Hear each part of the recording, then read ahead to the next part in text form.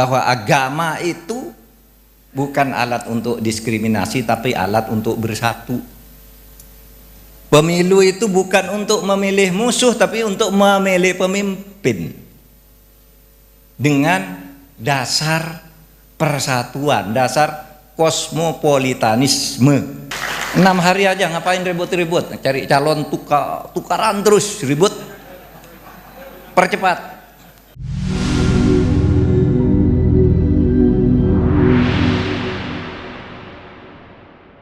Hari ini kita bicara tentang mitigasi turbulensi politik 2024, mewaspadai ancaman radikal intoleran serta penyelamatan aset bangsa. Saudara, mengapa ini penting? Karena sekarang tahun pemilu, dan biasanya di tahun pemilu itu, tahun politik, selalu terjadi turbulensi karena perebutan kekuasaan politik, perebutan kursi-kursi jabatan politik, mulai dari presiden, wakil presiden, DPR, DPRD, gubernur, DPD, dan seluruh strukturnya itu akan diperebutkan pada tahun politik ini. Dan biasanya terjadi turbulensi itu goncangan politik yang manakala kita tidak mitigasi dengan baik, maka bisa saja akan menimbulkan perpecahan bangsa. Padahal pemilu itu, hadirin sekalian, merupakan sarana kita untuk menjaga negara ini sebagai amanah, sebagai berkah dan rahmah dari Allah kepada kita, agar bisa dijaga melalui antara lain dengan pemilu. Soal bentuk negara sudah selesai.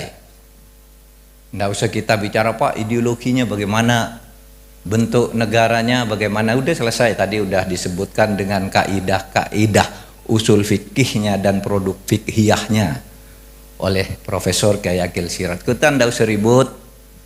Kok tidak seperti Arab Pak? Kok tidak seperti Islam Pak? Dan seterusnya dan seterusnya. Negara ini adalah produk ijtihad yang hasilnya sudah Islami,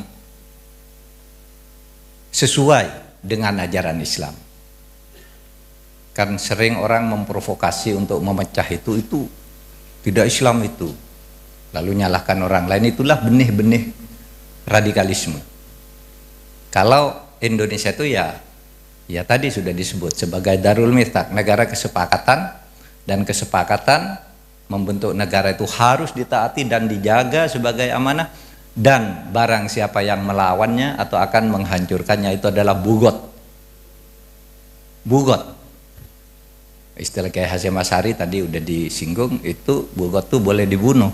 Mungkin tidak harus dikatakan kafir, tapi boleh dibunuh orang yang melawan negaranya yang sudah dibangun berdasar produk kesepakatan mitsaqon ghalidho, kecuali ada kesepakatan baru.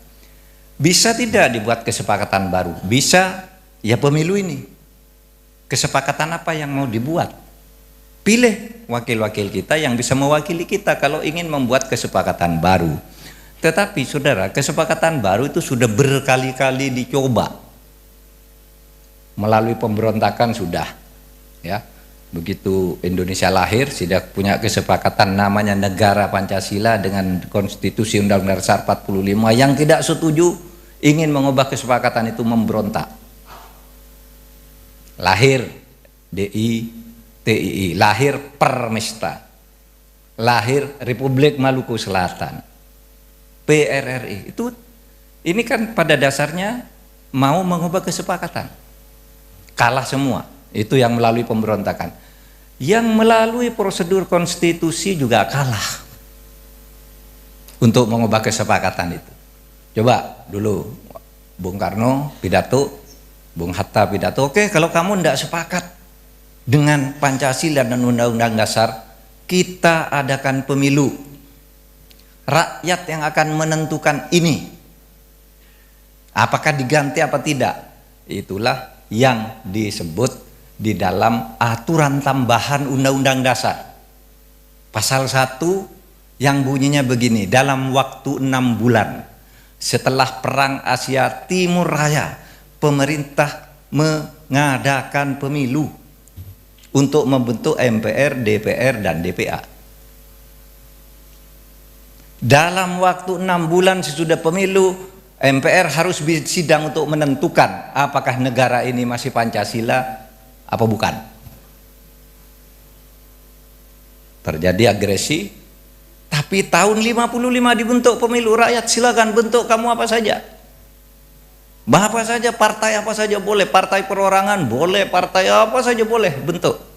Diadakan pemilu tahun 55. Saudara, perdebatan terjadi lagi, kesepakatan tidak dicapai. Kenapa? Pada waktu itu ada 3 alternatif tuh. Negara Indonesia ganti. 1, komunis ingin menjadi negara komunis. Ada blok Islam ingin menjadi negara Islam. Ada blok nasionalis ingin menjadi negara kebangsaan sekuler. Perang 3,5 tahun, mulai bulan Maret tahun 56 sampai bulan Juli tahun 59 berdebat siang malam berdebat, tidak mencapai kesepakatan. Artinya tidak ada kesepakatan baru. Dan mencapai kesepakatan. Kenapa? Ketentuannya untuk membuat kesepakatan baru harus didukung oleh 2/3 dari anggota konstituante untuk mengubah ideologi dasar negara dan undang-undang dasar negara harus didukung oleh 2/3. Nah, ini partai tidak ada yang menang 2/3, sehingga perbandingannya itu 5:4. 1 ingin nasionalis, menang 5 kami, tapi tidak sampai 2/3 karena yang 4 menolak. Di voting lagi ganti, ini yang 5, ini yang 4. Tidak selesai, akhirnya keluar dekret presiden. Tidak ada kesepakatan baru. Jadi jalan konstitusional sudah ditempuh, jalan pemberontakan sudah ditumpas. Rakyat masih ada yang tidak puas, oke, kata Pak Harto, kita kembali aja ke Undang-Undang Dasar Pancasila dan UUD secara murni dan konsekuen. Murni konsekuen. Tiba-tiba terjadi penyelewengan karena sila 1, 2, 3, 4 kata Prof. Hakil tadi jalan lumayan, tapi sila kelima keadilan sosial tidak jalan. Terjadi reformasi, Pak Harto jatuh, Pak Habibie umumkan, hei rakyat, kalau mau mengganti Pancasila ini saatnya. Saya meskipun punya hak untuk menjadi presiden tahun 2003 sampai tahun 2003 karena dia melanjutkan Pak Harto 98. Meskipun saya punya hak sampai tahun 2003, tapi saya akan mempercepat pemilu tahun depan. Bentuk partai sesukamu kalau mau mengganti Pancasila ini. Lahir 98 partai. Daftar ke pemilu hanya 48 yang boleh ikut. Itu pemilu tahun 1999. Di situ banyak partai-partai mengatasnamakan Islam lahir. Partai Masyumi baru, Partai PNU, PKNU, Partai Abul Yatama. Banyaklah yang isinya kalau kami menang, kami ikut pemilu, kami ingin mengganti Pancasila. Tidak ada yang dapat kursi. Yang dapat kursi itu dari partai-partai berbasis agama. Itu adalah partai-partai yang tidak ingin mengganti Pancasila. PKB, PAN. Sehingga 84% kursi itu dikuasai oleh partai-partai yang menolak perubahan Pancasila. Yang sisanya itu ada yang ingin mengganti, ada yang ingin memodifikasi baru, misalnya memasukkan Piagam Jakarta lagi, itu sisanya. Tidak jadi. Jadi saudara, dengan demikian tidak ada kesepakatan baru. Oleh sebab itu Pancasila, Undang-Undang Dasar 45 ini adalah mitsaqon ghalidho, modus vivendi, perjanjian suci bagi bangsa. Ya. Yang siapapun yang melawannya ya bugot. Kalau istilah agamanya tuh bugot. Bugot tuh memberontak. Memberontak itu halal untuk ditumpas. Pemberontakan tuh di mana-mana ya ditumpas. Nah, saudara sekalian, oleh sebab itu tugas ormas-ormas keagamaan adalah bagaimana menjaga mitsaqon ghalidho ini melalui pemilu yang benar, agar tidak terjadi turbulensi yang membahayakan. Apa yang dilakukan? Laksanakan pemilu dengan jujur, adil. Itu tugas pemerintah. Ya. Kemudian jaga keamanan masyarakat, ketentraman, tugas polisi. Kemudian tokoh-tokoh agama ini memberi pengertian-pengertian, membina, memberi pemahaman bahwa agama itu bukan alat untuk diskriminasi, tapi alat untuk bersatu. Pemilu itu bukan untuk memilih musuh, tapi untuk memilih pemimpin dengan dasar persatuan, dasar kosmopolitanisme. Kosmopolitanisme itu artinya apa? Inklusif. Ya, yang kosmopolit dan inklusif itu adalah Pancasila, yang dalam bahasa agamanya itu sering disebut wasatiyah, netral, adil, toleran, islah itu reformatif, membuang yang jelek, membuang yang jelek, yang lama mempertahankan yang bagus, buat yang baru lagi yang lebih bagus. Nah, baca gitu itu wasatiyah, iktidal, dan seterusnya ada berapa tuh, ada 8 ukurannya, tapi ada yang nulis sampai 11, 13. Pokoknya yang toleran dan mengajarkan kesamaan, itulah negara Pancasila, dan itulah yang diajarkan oleh agama. Setiap agama, saya kira, bukan hanya agama Islam, mengajarkan persaudaraan seperti itu. Saya tidak pernah melihat ada agama kok diskriminatif gitu, enggak ada tuh. Oleh sebab itu, siapa yang diskriminatif, menganggap orang lain sesat karena perbedaan, itu menurut saya itu cara beragama yang salah. Dan Indonesia adalah tempat yang baik untuk membangun kesadaran beragama yang seperti itu. Nah, saudara, kenapa? Tadi ditambah ini, aset-aset bangsa, ternyata menyangkut tanah. Saudara, tanah itu selalu menjadi persoalan yang menyebabkan kegaduhan dan kadangkala kerusuhan. Coba lihat kerusuhan anti etnis tertentu, kan di berbagai daerah yang dulu pernah terjadi. Itu karena ketidakadilan sosial dan ekonomi, di mana tanah-tanah rakyat itu dikuasai dengan sesukanya dan seterusnya. Lalu timbul kerusuhan di Solo, Pekalongan, di mana-mana. Nah, oleh sebab itu yang sering menimbulkan turbulensi politik itu biasanya nih, SARA, suku, agama, ras, dan antar golongan. Ditambah satu lagi, P, syarat tanah. Syarat suku, agama, ras, antar golongan, dan masalah tanah. Ini yang menimbulkan keributan, menimbulkan kegaduhan. Maka kalau LPOE dan LPOK ini mengajak kita bicara seperti ini, saya kira pesannya kalau dalam jangka pendek, atasi ini. Kalau jangka panjang, mitigasi ini dengan pemilu yang baik. Pilih wakil-wakil kita, serukan rakyat memilih wakilnya yang benar, agar nanti bisa memikirkan hal-hal yang seperti ini, terutama pada sila kelima dari Pancasila itu.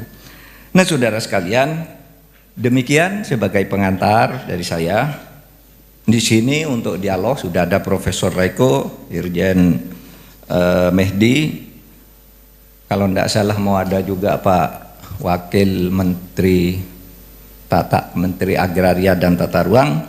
Saya berharap kita semua bisa mengantarkan, menyungsong dan mengantarkan pemilu itu dengan baik sampai saat ini berjalan baik. Sampai saat ini berjalan baik. Dulu ada ribut-ribut mau ditunda, mau diperpanjang, saya katakan tidak. Tidak.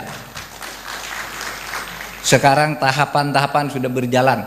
Malah ini akan dipercepat pendaftaran presidennya. Karena ini terlalu lama bertengkar siapa ini yang maju, siapa yang daftar. Yang semula dijadwalkan nanti pendaftaran dibuka tanggal 19 Oktober sampai 24 November, sekarang direncanakan dipercepat pendaftaran 10 Oktober, ditutup tanggal 16 Oktober. 6 hari aja, ngapain ribut-ribut, cari calon tukaran terus ribut. Percepat. Coblosannya tetap tanggal 14 Februari. Nah, saudara, ini draft karena keputusan perubahan jadwal itu tidak perlu undang-undang, itu hanya perlu kesepakatan antara DPR, Komisi 2, Mendagri, KPU, Bawaslu. Ini aja ketemu, ngobrol, sudah setuju pasalnya. Karena kalau ditunggu juga ini tidak ada kerjaan nih, 22 hari terbuang. Iya, ini ngapain nih 22 hari? Semua yang daftar sudah, daftar calon tetap DPR sudah. Kan tinggal nunggu pendaftaran presiden. Ini tahap-tahap lain, daftar calon tetap, terus diproses sampai akhirnya nanti tetap, lalu pendaftaran presiden, wakil presiden. Kalau tidak itu 22 hari kita ya nganggur aja. Percepat.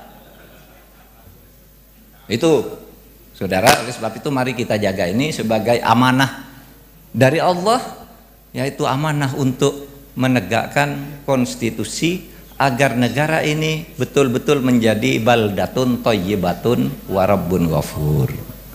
Sekian, terima kasih. Assalamualaikum warahmatullahi wabarakatuh.